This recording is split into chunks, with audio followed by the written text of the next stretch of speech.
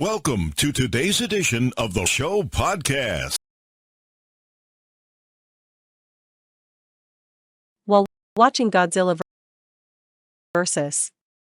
Kong, I couldn't help but think one thing, and no, it wasn't that Mothra shouldn't have made a guest return 'cause reasons.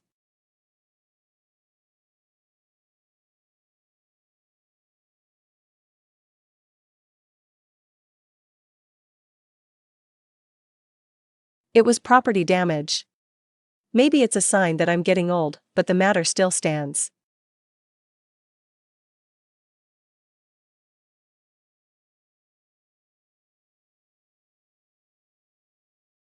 Who pays for the damages done by Titans of Earth?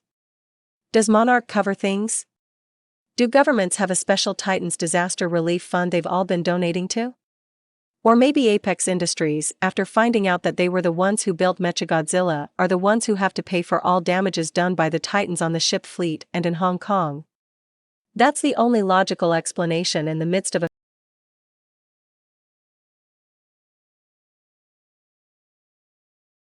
fictional movie about Titans who take their problems out on each other at human expense.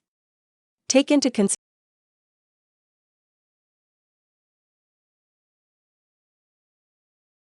the first smackdown at the Apex fleet.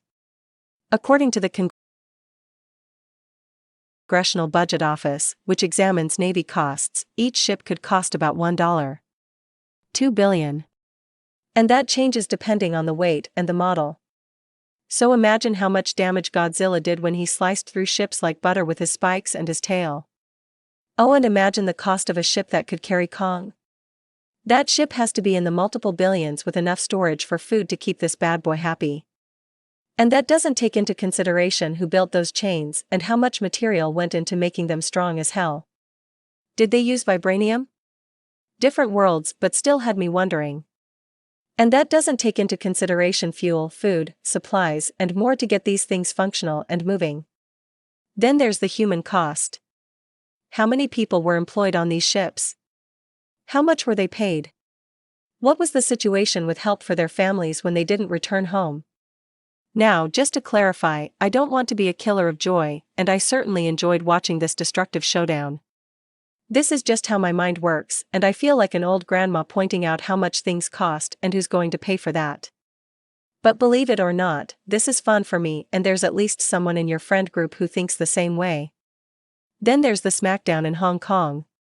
This city is ranked one of the most expensive cities in the world in which to rent,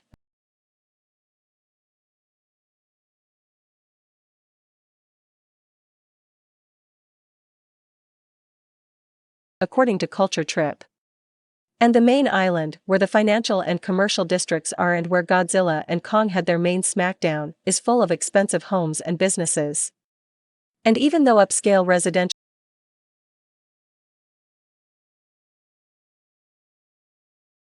neighborhoods are located uphill and away from the busiest parts of the city, an apartment in Hong Kong can be around $3,000 to $6,000 a month, according to AsiaExpat.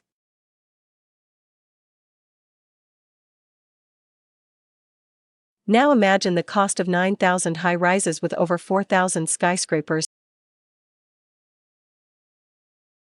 standing taller than 100 328 feet, with 480 buildings above 150 492 feet. That's exactly where Godzilla, Kong, and Mechagodzilla had their epic battles. When they weren't shoving each other through buildings, they were using them to swing from one